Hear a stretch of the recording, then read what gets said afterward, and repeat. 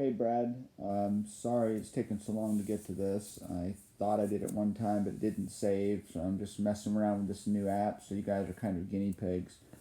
I think overall you've got a good golf swing. I think your arms are pretty good.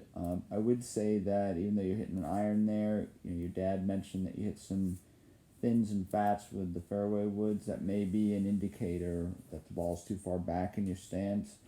I think that under normal circumstances, with the center of the swings out of your left shoulder, and your anatomical center is kind of where the buttons on your shirt is.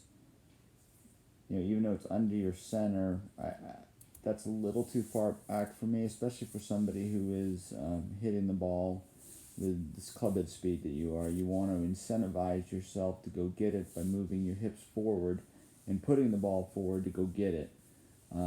If you get stuck behind it, it can cause both the thins and the fats that your father was referring to. As I take the club back, you will notice a pretty massive shift to the right, indicated by the red line.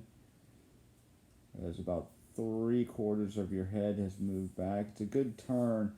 I would say that I'm not in love with your knees there. I like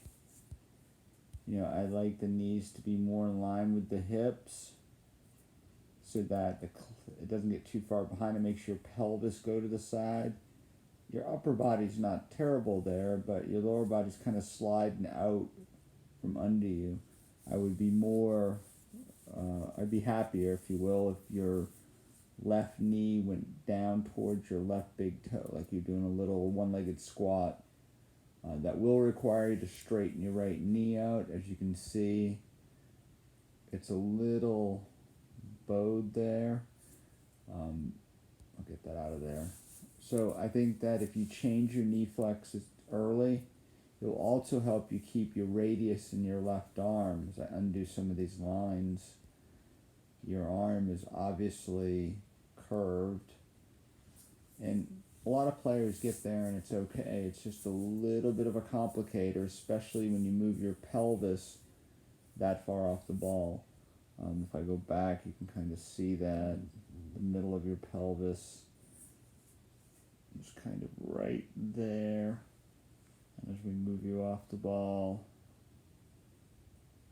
it's now kind of there. So that's, 2-3 inches maybe, that you have to negotiate on the downswing with the swing speed that you exhibit. It's going to be difficult to do that on a consistent basis, and it can lead to fats and thins, and if you stay back there, it could definitely turn into a hook.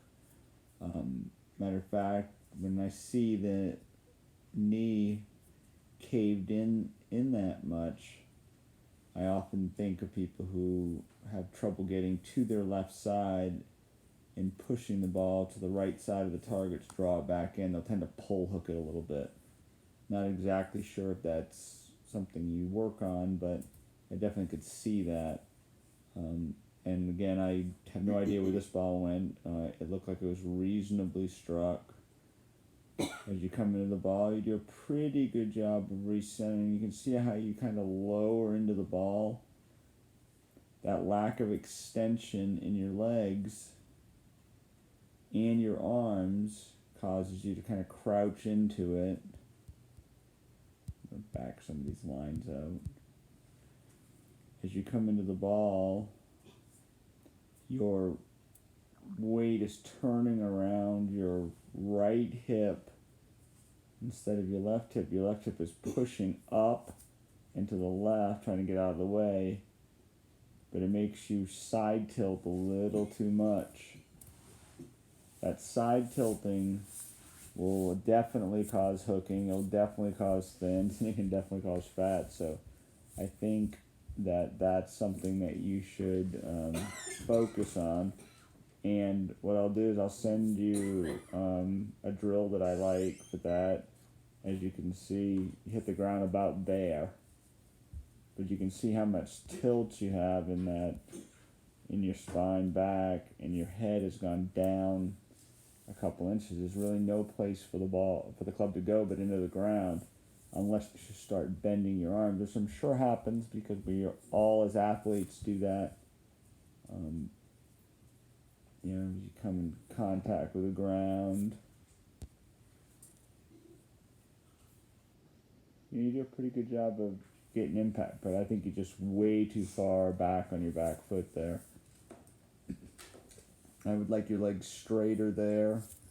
I'll send you a video of one of the models I use, which is Grant Waite from Down the Line.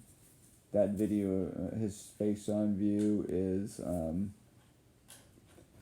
pretty remarkable, and it'll kind of show you. But pretty good extension pieces. I mean, obviously you're a pretty good player. And you're probably a good player because of that right there, because of what we call 7.5. P7 is impact. 8 is when your right arm, is parallel to the ground. That's halfway between your arms or dead straight. That's very good. But you see how, if I clear out all the lines, so you can see how your head's still down there? You're stuck on your right foot, collapsing all this. Don't know if you have any, but I'd be concerned with that much side tilt that you're going to have some back issues. Maybe even some, sciatica issues because you're cramming down on that seam line. Anyway, hopefully that's not the case. Hopefully I'm wrong there. And then as you go to your finish, again, the ball is 3/4 away to the target. And good thing Dad's with you because you could never see the ball again because it's gone. Ha. Overall, pretty good golf swing. I'm sure you shoot some pretty good scores.